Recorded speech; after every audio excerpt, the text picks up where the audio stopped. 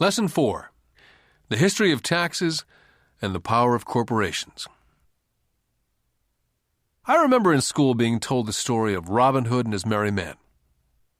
My school teacher thought it was a wonderful story of a romantic hero, a Kevin Costner type, who robbed from the rich and gave to the poor. My rich dad did not see Robin Hood as a hero. He called Robin Hood a crook. Robin Hood may be long gone, but his followers live on. How often I still hear people say, "Why don't the rich pay for it?" Or, "The rich should pay more in taxes and give it to the poor." It's this idea of Robin Hood, or taking from the rich to give to the poor, that has caused the most pain for the poor and the middle class. The reason the middle class is so heavily taxed is because of the Robin Hood ideal. The real reality is that the rich are not taxed. It's the middle class who pays for the poor, especially the educated upper-income middle class. Again, to understand fully how things happen, we need to look at the historical perspective. We need to look at the history of taxes.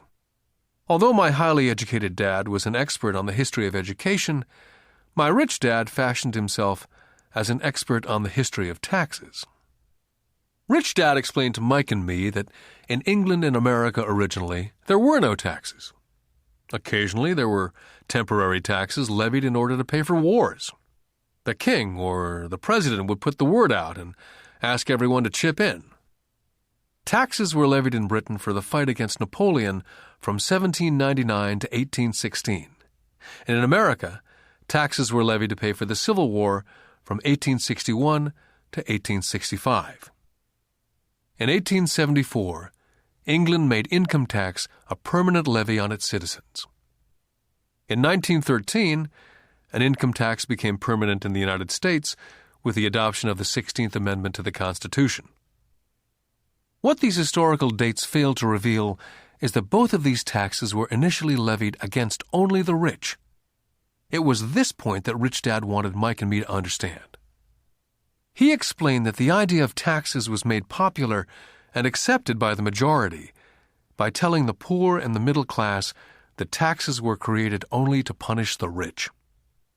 This is how the masses voted for the law, and it became constitutionally legal.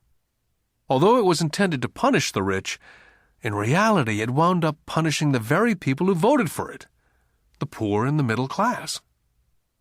Once government got a taste of money, the appetite grew, said Rich Dad. Your dad and I are exactly opposite. He's a government bureaucrat and I'm a capitalist. We get paid, and our success is measured on opposite behaviors. He gets paid to spend money and hire people.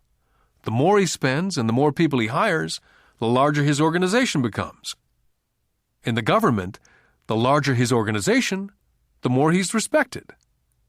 On the other hand, within my organization, the fewer people I hire and the less money I spend, the more I'm respected by my investors. That's why I don't like government people. They have different objectives from most business people. As the government grows, more and more tax dollars will be needed to support it. As I said, the passage of taxes was only possible because the masses believed in the Robin Hood theory of economics, which was to take from the rich and give to everyone else. The problem was that the government's appetite for money was so great that taxes soon needed to be levied on the middle class, and from there it kept trickling down. The rich, on the other hand, saw an opportunity. They did not play by the same set of rules. As I've stated, the rich already knew about corporations, which became popular in the days of sailing ships. The rich created the corporation as a vehicle to limit their risk to the assets of each voyage. The rich put their money into a corporation to finance the voyage. The corporation would then hire a crew to sail to the New World to look for treasures. If the ship was lost, the crew lost their lives, but the loss to the rich would be limited only to the money they invested for that particular voyage. It's the knowledge of the power of the legal structure of the corporation that really gives the rich a vast advantage over the poor and the middle class. Having two fathers teaching me, one a socialist and the other a capitalist, I quickly began to realize that the philosophy of the capitalist made more financial sense to me. It seemed to me that the socialists ultimately penalized themselves due to their lack of financial education. No matter what the take from the rich crowd came up with, the rich always found a way to outsmart them. That is how taxes were eventually levied on the middle class. The rich outsmarted the intellectuals solely because they understood the power of money, a subject not taught in schools.